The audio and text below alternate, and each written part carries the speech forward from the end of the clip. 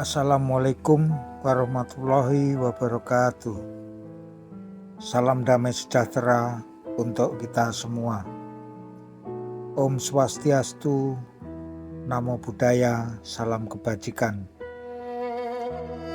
Jangan pernah melupakan sejarah atau jas merah. Kolom Dukun Santet TB Roni Niti Baskara, Guru Besar Kriminologi UI. Dalam sejarah pembunuhan dukun santet di Indonesia, kasus yang terjadi di Banyuwangi khususnya dan Jawa Timur umumnya terbilang luar biasa bila dilihat dari segi jumlah yang meninggal. Kontras dalam kurung Komisi untuk Orang Hilang dan Korban Tindak Kekerasan mendata di 7 kota di provinsi itu tidak kurang dari 155 orang korban pembunuhan belakangan ini. Sebelumnya, dalam kurun waktu 10 tahun terakhir, pembunuhan dukun santet terjadi secara sporadis di berbagai daerah seperti Banten, Garut, Bogor, Cianjur, Tasikmalaya, Singaraja, Labuan Batu dalam kurung Sumatera Utara, dan sebagainya. Jumlah korban yang jatuh di daerah-daerah itu masih bisa dihitung dengan jari. Berbeda dengan yang terjadi di Jawa Timur. Kalaupun ada persamaan menonjol dalam kasus-kasus pembunuhan dukun santet adalah korban dibunuh secara sadistis dan mengerikan. Yang menarik sekaligus aneh dalam kasus Banyuwangi adanya daftar dukun santet yang jatuh ke tangan masyarakat. Timbul pertanyaan, bagaimana membuat kategori dukun santet? Bagaimana ciri-cirinya? Sudahkah ada studi mendalam tentang ciri-ciri dukun santet di Banyuwangi?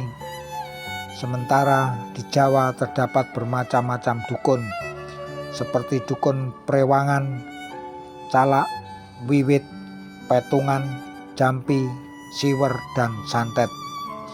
Santet atau ilmu sihir tenung dalam kurung witchcraft sorcery nyaris dikenal di seluruh daerah di Indonesia seperti Sumatera, Jawa, Kalimantan, Sulawesi, Bali, Nusa Tenggara Barat, Nusa Tenggara Timur, dan Irian Jaya. Tiap daerah mempunyai ciri khasnya tersendiri dan bisa dibedakan dalam hal teknik serta jurus rahasianya masing-masing.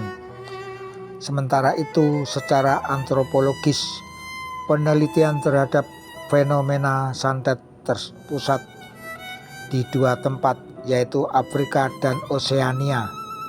Hasil penelitian di Afrika yang dilakukan antropolog Pritchard tahun 1937,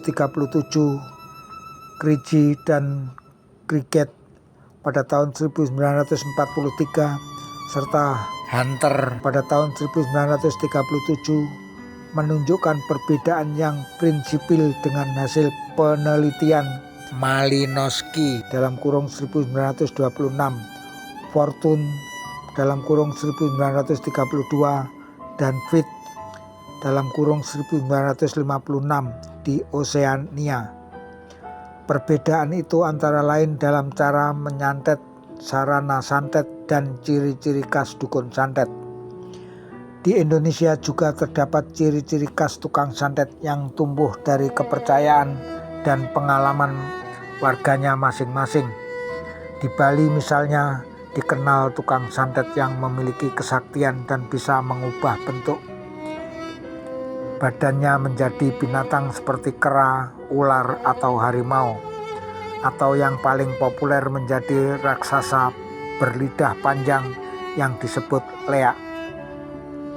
Sementara itu di Sumatera Utara terdapat kepercayaan terhadap dukun santet yang memelihara begu ganjang, semacam gorila tinggi besar yang dipercaya penduduk setempat bisa diperintah membunuh orang. Menurut kepercayaan di sana, ciri-ciri orang yang memiliki begu ganjang yaitu di depan rumahnya terdapat pohon kelapa yang sering disambar petir dan di belakang rumahnya terdapat lubang. Tapi lubang itu bersifat rahasia dan orang lain tidak dapat melihatnya. Konon dalam operasinya Begu Ganjang tidak berani memasuki rumah orang yang hendak dituju. Di beberapa tempat di Jawa Barat ada pula kepercayaan pemilik ilmu teluh (santet) tidak boleh memakan ikan sembilang. Ikan jenis ini termasuk ikan lele, bentuknya panjang, warnanya seperti belut kecoklat-coklatan, patilnya sangat tajam. Ada pula dukun teluh yang berpantangan menengok jenazah korban teluhnya.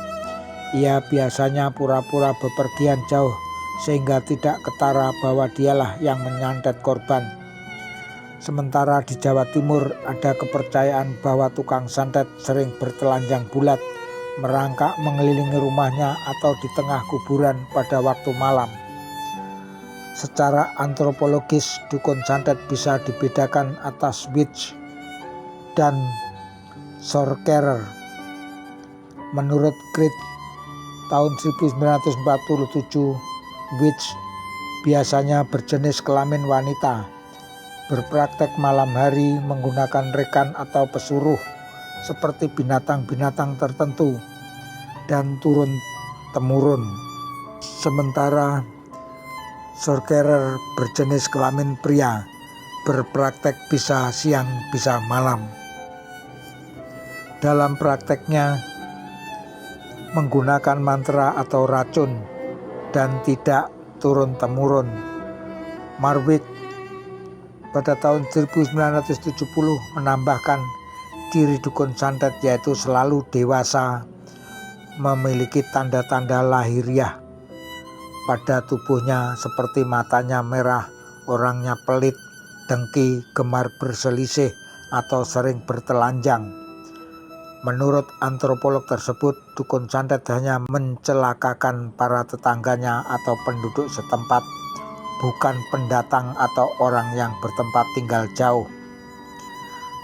Kembali kepada ikhwal pembuatan daftar nama dukun santet di Banyuwangi.